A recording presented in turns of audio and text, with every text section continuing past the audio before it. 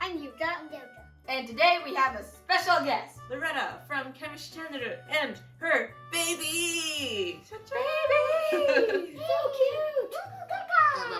Yeah, and this is part 2 of the collaboration with her. And we have a part 1. So if you haven't watched it yet, please watch it. Yeah.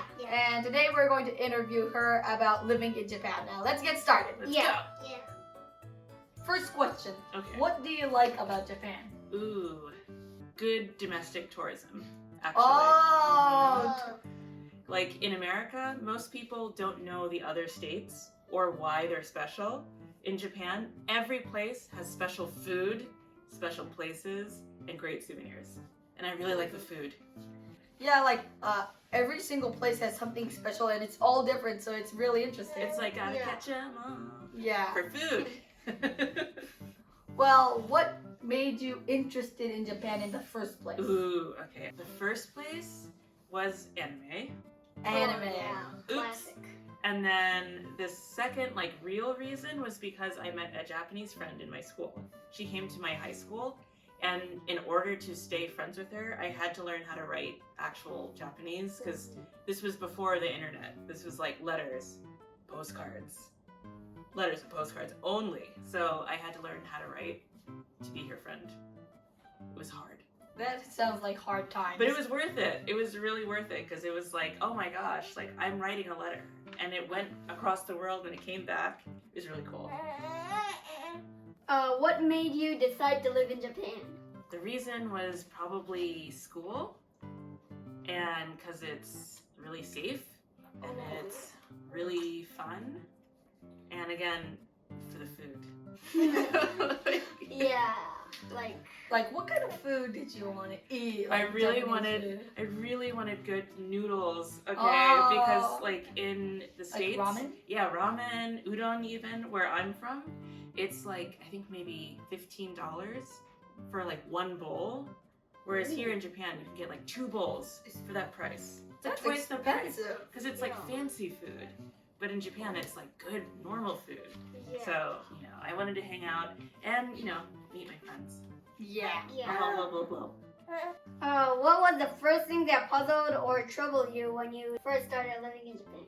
Okay, this one's easy. Katakana. Oh. Oh. Wait, you didn't have problems with hiragana? No, because this is all separate. This is just something to learn. But like katakana, I had to relearn like this. I had to relearn all of my words that I already knew. So like Starbucks menu. Wow, she agrees. Like Starbucks menu, the restaurant menu. If I only knew how to say these words like hamburger, and now I have to learn how to say hamburger. Oh. And I was like, why? Why can't I just say my original way of saying it? Yeah. It was really hard to force pronunciation. Yeah, yeah, like custard is custado and stuff You're like like that. custard. Why can't it just be custard? Why is that? Yeah, exactly. Yeah, that sounds hard. Or like pudding. It's not even pudding. Like It's pudding. pudding. Why is Yeah, it so pudding? Yes. How to pronounce? There was a lot of like, why do I have to relearn my own words? But yeah, every day it's a new adventure. What was the biggest difference between like Japan and your home country in terms of daily life? Daily life, I think the biggest change was like the safety factor. Like you can put down your iPhone and save a seat at cafe. Oh. Or like you can just like, you shouldn't do this, but like you can walk your dog and leave the front door unlocked. Don't do this. You shouldn't do this. But like you can kind of just feel more at ease. That's very, very different for me. Could you actually feel that? Yeah, like, Is it so different? oh, like the way, so for example, on like the New York subway, I don't even hold my phone out. I always like sit like this, because you don't want to hold things, if you hold it like this, somebody can take it. So you have to hold them really close. But like in Japan, you can just kind of like be on your phone and relax. You can just like even fall asleep with your phone in your hand and relax. Like the train ride is now relaxing and very cool.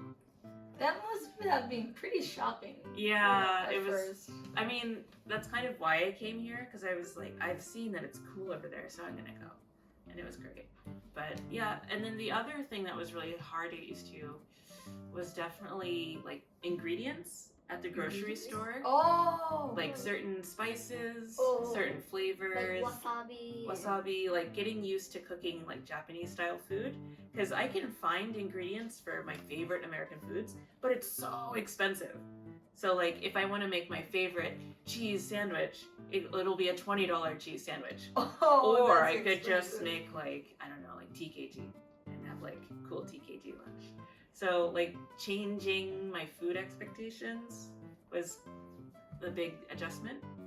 But now sometimes I just buy expensive cheese anyways. So oops. only now and then. Just a little. Some people say that Japanese people are like closed-minded, and others say that many people are kind. Yeah. Well, what do you think about that? I think it depends on where you are and how much Japanese you speak. So like in Tokyo, in the city, forget about it. Just like forget about it. Yeah. But like if you go out to open place, like everyone's just like kind of in a better mood, right? Yeah. Because there's better food, right? Better mood, better food. Yeah, of course. I mean, I would feel better if I had yakiniku. Ooh. I mean, not cereal. Not cereal. Yeah. But then like sometimes, I think a lot of people, they don't speak enough Japanese, so it's hard to have like a cool conversation with people. Yeah, it's hard to have conversation in the first place. Right. Yeah, because you don't know the So words, so You can't have like a good mood. Yeah. Or a good time. But I think like, for example, if I didn't speak any Japanese and I just walked in here, it'd be really hard to make friends with people here. So sometimes it depends on like how much you've actually tried to use Japanese or English. So I think like with you guys, we can share a lot of like language yeah. similarities, so we can enjoy having lots of conversations, right? Right, Rhoda? Right. Yeah, I think that's part of it. What is your favorite place in Japan? Any riverside. Oh. Any riverside. Riverside. Any river, but on the side. Not the middle, not the front, not the back. Riverside. Yeah, I think I like, like, what is it? Kawasobi? It's like Oh, playing, yeah. playing in a river. Yeah, I like that too. Yeah, I'm a kind of river girl, so any river is good though. It can be like Tamagawa in Tokyo, it can be like Kamogawa in Kyoto, it can be where they do Ukai and Gifu, any river. Wait, is there like less of those kinds of rivers in America? Oh, totally. You can't play like any rivers. It's like not a thing. There's like gates all around. No, it's just like suddenly cold, fast water with lots of like painful rocks, or like, I don't know. It's just people don't really go play in the rivers as much as they do in Japan. So like here it's like there's always baseball game by the river. There's always Yeah. like sports by the river. Like Yeah, people are walking their dogs by the river. that's me. Dogs and babies by the river. By the river. By the river. Yeah, we're thinking of going to the river and play. Yeah, Yeah, right? we would love to do that. Right? Yeah. So I think any river. Are there any areas that you would like to see improved in order to continue living in Japan? Ooh, some new progress in Japan? Yeah. Maybe like less paperwork? This may be kind of early for you guys, but there's like a lot of paperwork. So maybe if there was like online stuff, that might make it easier to like do more stuff in Japan. I think that would make it a lot easier for me. Yeah, like a lot of Japanese people are like, we should stick to old school. Yeah. Let's do it with paper. Yeah. I get it. Like it's kind of secure that way, but I prefer if for some things like digital would just make it a bit easier and faster. I think like Japanese people are afraid like if it was digital, there's like Hacking. danger of hacking or being the idea stolen, or even like the data being erased or something. Yeah, stuff like the that. data being erased will happen. I can completely prove that the data will be erased by accident. No, but I think if things were more digitized, that would be easier. Oh no. She agrees. She agrees. She says no paper. No paperwork. Hold I on. want paperwork. 1 second. 3 seconds. Boop, boop, boop. There you go. That calmed the baby down. Oh yeah, digital binky. Digital binkies calm people down. Oh yeah, and then I think maybe like what else? More spices in the supermarket from around the world. For people to choose from. Yeah. Yeah. There's this is still like really early for you guys, but Japan's really careful about what they import. Oh yeah. Like food wise. If you haven't noticed, I like food a lot. But they're really careful about what gets imported to Japan, and I like miss so many flavors. I think a lot of people would stay in Japan longer if they could get their favorite flavors, because like sometimes you're homesick for like mom's cooking. Yeah, food is important. Yeah. So that's food again. Well, how did you feel when you were pregnant and gave birth in Japan? You asked the real questions today. Yeah, this is the important one. It's actually very important. I actually felt really good because it wasn't in English. There will be probably a video somewhere, but I did the whole experience in as much Japanese as possible. And like you probably have heard, but like having a baby is a lot of work. Yeah. It can be kind of crazy sometimes. But I was really stressed out and scared until I realized when it happened that I had to speak Japanese the whole time and I had to think about like the language and everything. So Yeah, that must have been pretty stressful. no, it was actually good because I was distracted. Oh! So it was almost like having a video game. I was like, okay, now I have to beat this that's Japanese like level. reverse. Yeah, I was like, okay, I have to do this. Like, I have to focus and say the right thing and hear what they're saying because if I don't hear them, this isn't gonna happen. So it was actually like very helpful to have something to do.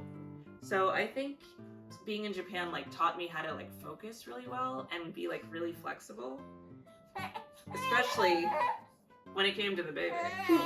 She's very, I don't know, she brought out a lot in me, but I think having the whole experience here in Japan really made me learn a lot more. Oh, this baby's It was just like this. It was just like this. What did you think, baby? What did you think? I think I should learn Japanese too. You want to learn Japanese? Yeah. Yeah. Well, her first week in the hospital was all in Japanese, so she had all the nurses talking to her in Japanese and everything. So she was like, You have a 1 week start. she had a 1 week head I have start. an early start. Oh yeah, she's a go-getter. Yeah. Otherwise, it was fine. Yeah. Did COVID-19 like affect your pregnancy and birth in Japan? Completely. Yeah. So this was actually the roughest part. When you're in the hospital in Japan, you stay for like a week when you have the baby. And usually this is like really like easy time to learn how to like take care of the baby and kind of get used to it. But because the whole time it was just me, so no papa and like my family wasn't here because they were still in America. It was so hard because like I had to do all of that You had to take care of her all on my own. But the thing that a lot of people don't realize is that if both parents are not Japanese, you have to get a passport really fast and a visa really fast. So this baby already has a passport with this baby face and a visa with this baby face. I don't even have that, I think. Yeah, so she had to get a passport really fast, but because of COVID, my husband couldn't come to get the paperwork for a whole week. So she remembers this. Yeah? I think she's telling the story. She says, when I left the hospital, my mommy and my daddy had to go all the way to the embassy and get a passport and a visa and a birth certificate all in 1 week. What kind of baby would say? Oh, she knows. She was there. What kind of baby would say embassy? She said, I went to the Taishikan. It was crazy. Yeah, so it was, I think COVID made it like we had to do more paperwork so fast, and that was so stressful because I didn't want to do paperwork. I just wanted to play with babies. I don't want to do paperwork.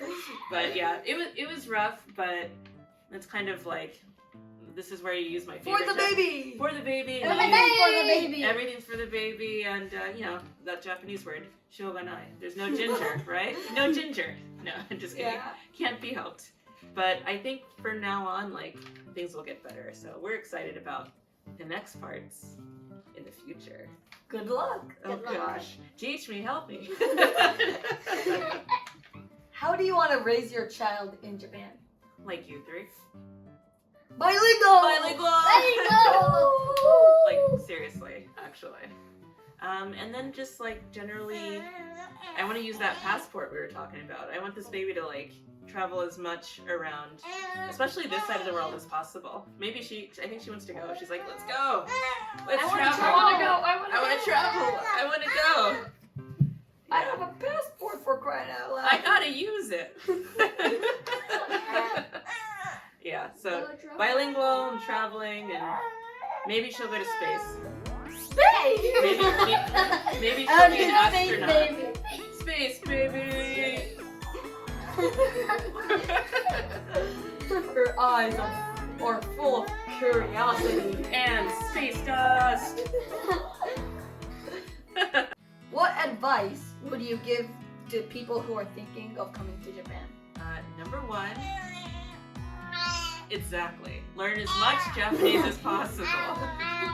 If you can, even a little bit, it'll make your day so much easier. And number two, most people don't think about doing this. Exactly. If you ever have to like pay like a tax bill or insurance bill, keep the receipt forever. Always keep it forever. Because if you're not a Japanese person, you need it to get your visa, and you need it for next time and next time and next time. So some people think it's kind of useless, but it's actually like the most important thing. So If you throw it out, you're never getting it back. you're never getting your visa back. So just you know, definitely keep all of your little paper receipts forever. Even if it's messy. Yeah. And then I'm gonna say it again about food. Bring your favorite spices, Yeah. because it's gonna Bring make on if you want your like home countries, your favorite meal from your home country, you have to bring your spices. at least your spices, like 2 or 3, and then you'll be gold, like super golden. All right. Yeah. I think that's it. Thanks for the advice. So yes, all the questions. So I guess this is the end of the video. For this time. Yeah, and make sure to check out her channel too. The link is in the description, and make sure to subscribe and like and all that. Thanks for having me. Yeah, thanks so much for coming. Thanks Yeah, for having thanks us, so both of us. Yeah, so yeah, we'll say it again. Like and subscribe to both channels. Yeah. Go, go, go. So I guess we'll see you in the next video. Bye.